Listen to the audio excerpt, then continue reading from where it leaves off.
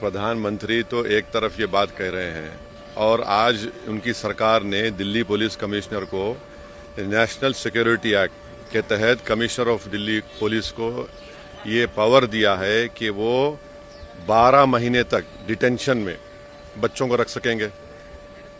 अब आप ये बताइए, जंतर मंतर जो प्रोटेस्ट हो रहा है वो नेशनल सिक्योरिटी का थ्रेट है क्या? बताइए।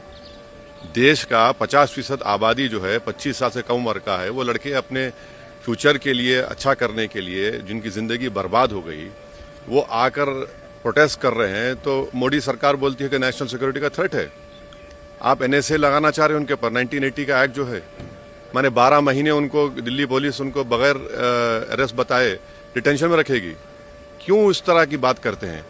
एक तरफ तो कुचलने की कोशिश कर रहे हैं आप, और ये जो स्पेशल कोर्ट्स बोल रहे हैं, कई का स्पेशल कोर्ट्स क्या है? ये कुछ नहीं है, सब मजाक है। ये 2000 कब ये हुआ था, यूजीसी नीट एग्जाम हुआ था, एनईटी, उसमें तो सीबीआई ने क्लोजर रिपोर्ट डाल दिया कि उसमें लीक ही नहीं हुआ।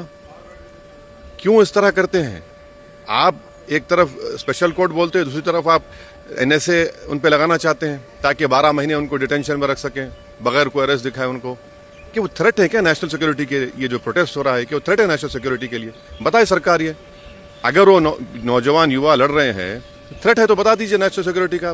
तो गलत है बहुत। आप इस तरह अगर उनको इस प्रोटेस्ट को क्वेल करेंगे या दबाएंगे, वो दबने वाला नहीं है।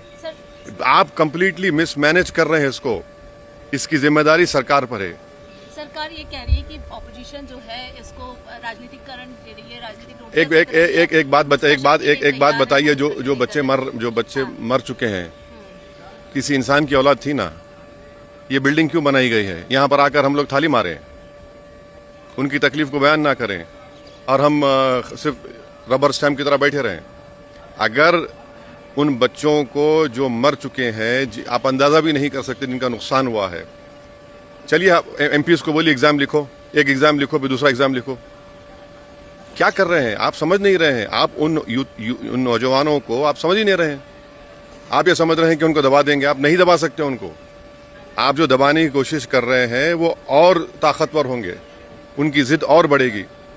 आप तो बातचीत ही नहीं करना चाहते। आप तो बोल रहे हैं कि माई वे और द हाईवे। तो गलत है ये। सर, ये जो डिस्कशन की पार्लियामेंट्री अफेयर्स मिनिस्टर ने दोनों हाउस में बोला है, कह रहे हैं हम लगातार अपील कर रहे हैं कि डिस्कशन के लिए आए। जो तमाम एक बात सुनिए, जो इस सरकार का कंटिन्यूअस बिहेवियर रहा है, आंदोलन हुआ एडवोकेट्स का, आंदोलन हुआ किसानों का लाल किले के पास, CAA का प्रोटेस्ट हुआ जिसमें पुलिस ने जामे मिलिया में घुसकर लाइब्रेरी, कैंटीन, हॉस्टल में मारा, एक बच्चे की आंख चले गई, सर पैर तोड़ दिया गया।